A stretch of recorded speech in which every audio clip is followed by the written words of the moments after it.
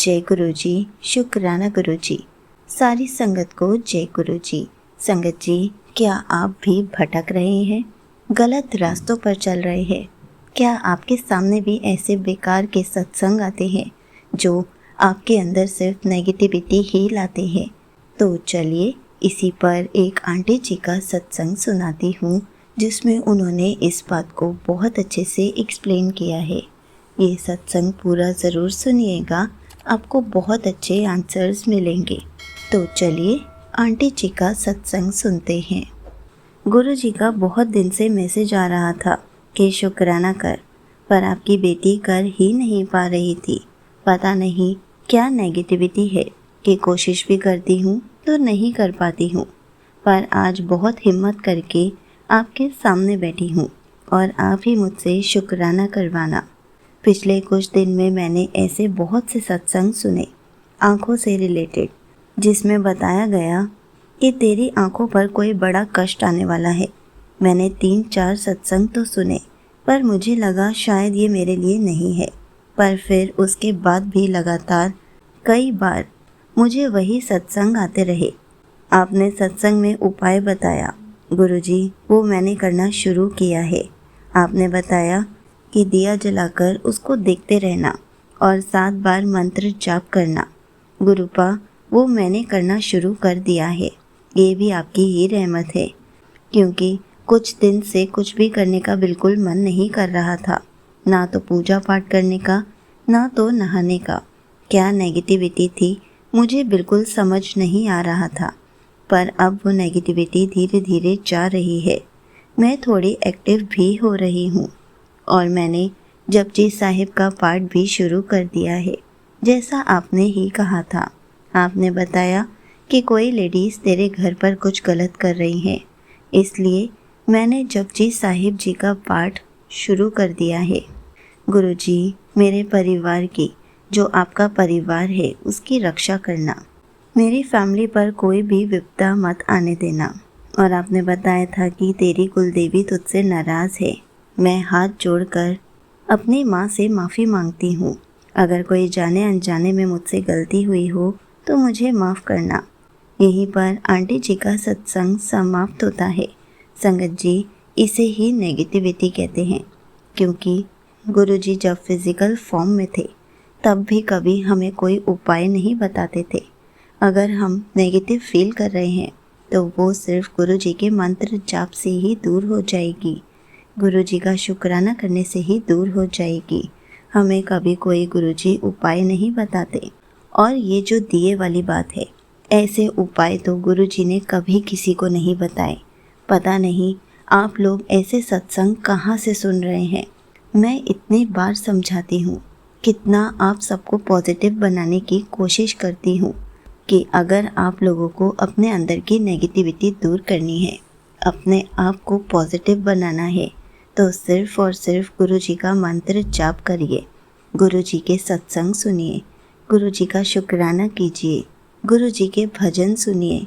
उसी से आपका कनेक्शन स्ट्रांग होगा, उसी से आपकी सारी प्रॉब्लम्स दूर होंगी, उसी से आपके अंदर की नेगेटिविटी दूर होगी।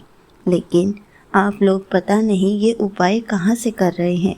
गुरुजी जब फिज़िकल फॉर्म में थे तब भी ऐसे कोई उपाय नहीं बताते थे। संगत जी, ये आपको पॉजिटिव नहीं नेगेटिव बना रहे हैं।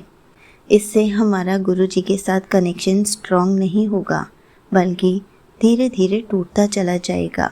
क्योंकि आजकल ऐसे बहुत सत्संग डाले जा रहे हैं कि तेरे घर पर कोई कुछ कर रहा है, ब्लैक मैजिक किया जा रहा है, तेरे घर पर नेगेटिविटी थी, तेरे घर पर ये रखा है।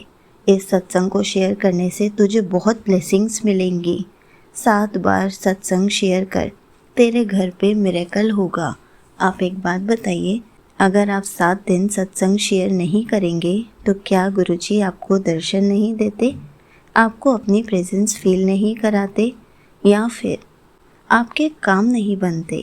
संगत जी, गुरुजी को साथ लेकर जाने से, लेकर आने से आपके सारे काम बनते हैं। आपको 7 बार 7 दिन लगातार सत्संग शेयर करने की ज़रूरत नहीं है। ये सब वहमों में पड़ने वाली बातें हैं। मैं तो यही कहूँगी, हम गुरु जी की संगत हैं। गुरु जी तो हमारे साथ रोज़ ही मिरेकल करते हैं। आप रोज़ अपने सत्संग शेयर कीजिए, रोज़ अपने मिरेकल्स के बारे में बताइए, गुरु जी की वडियाई कीजिए। लेकिन ऐसे किसी के कहने से 7 दिन लगातार सत्संग शेयर मत कीजिए। आप वहमों में पड़ जाएंगे। अगर आप 7 दिन शेयर नहीं कर पाए, उसके बाद क्या होगा? आपको ही बुरा लगेगा कि मैंने तो 7 दिन शुरू किया था, लेकिन मैं वो भी पूरा नहीं कर पाई, और फिर आपके अंदर नेगेटिविटी आ जाएगी।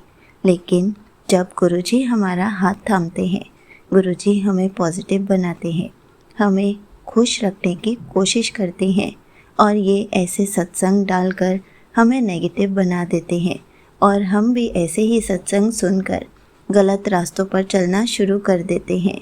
संगत जी, हमें ही इस बात को समझना होगा। ऐसे सत्संग सुनकर हमें कभी भी नेगेटिव नहीं होना है। गुरु जी के बताए हुए रास्ते पर चलना है, गुरु जी के बताए मार्ग पर चलना है, ताकि हम हमेशा पॉजिटिव रह सके, हमारे अंदर नेगेटिविटी आ ही ना सके। हमारे घर पर जब तक गुरु जी साक्षात विराजमान है, कोई भी ब्लैक मैजिक नहीं आ सकती। कोई भी लेडीज़ हमारे घर पर कुछ नहीं बिगाड़ सकती। हमारे घर पर कोई नेगेटिविटी नहीं ला सकता, क्योंकि सब कुछ हमारे हाथ में है। जब हमारा विश्वास अटूट होगा कि गुरुजी हैं, सब कुछ वही देख लेंगे। गुरुजी के होते हुए हमारे घर पर कोई कुछ नहीं कर सकता, तो हम नेगेटिव भी नहीं होंगे। लेकिन अगर ऐसे सत्संग सुनकर हम अपनी राह बदल देंगे, भटक जाएंगे, नेगेटिविटी ले आएंगे, तब गुरुजी भी हमें पॉजिटिव नहीं बना सकते। हमें यही सब तो गुरुजी समझाते आए हैं, और हम क्या करते हैं? बिना बात पे गलत रास्तों में भटक जाते हैं। आज भी टाइम है, समझ जाइए, संभल जाइए। गुरुजी के पास बैठकर उनसे बातें कीजिए। इन बेकार की बातों में मत पड़िए। ऐसे उपाय टोटके करने से कुछ नहीं होगा। गुरुजी का मंत्र जाप कीजिए, गुरुजी का मंत्र जाप सुनिए, गुरुजी के भजन सुनिए, गुरुजी के सत्संग सुनिए। आपके अंदर कभी कोई भी नेगेटिविटी नहीं आएगी। आप कुछ टाइम में खुद महसूस करेंगे कि मैं गलत रास्ते पर थी, ये उपाय कोई काम नहीं आएगा। मैं सिर्फ बार बार यही बात समझा सकती हूँ कि हमें गुरुजी के बताए हुए रास्ते पर चलना है, ना कि ऐसे बेकार की बातों पर विश्वास करना है। ये गलत राह है। बाकी आपकी मर्ज़ी, आप सही रास्ते पे चलना चाहते हैं या ये उपाय और टोटके करना चाहते हैं। संगत जी, आपको पता है, जब गुरुजी हमें ज्योतिष के पास जाने के लिए मना करते हैं, टैरो कार्ड रीडर्स पर भी विश्वास करने के लिए मना करते हैं, तो ये तो कोई टोटके और उपाय हुए। ये टोटके और उपाय तो पंडित बताते हैं। गुरुजी तो साक्षात भगवान के रूप में हमारी लाइफ में आए हैं, तो वो हमें ऐसे टोटके और उपाय कैसे बता सकते हैं? इसलिए इन सब बातों पर विश्वास करना बंद कर दीजिए। जय गुरुजी, शुक्राना गुरुजी।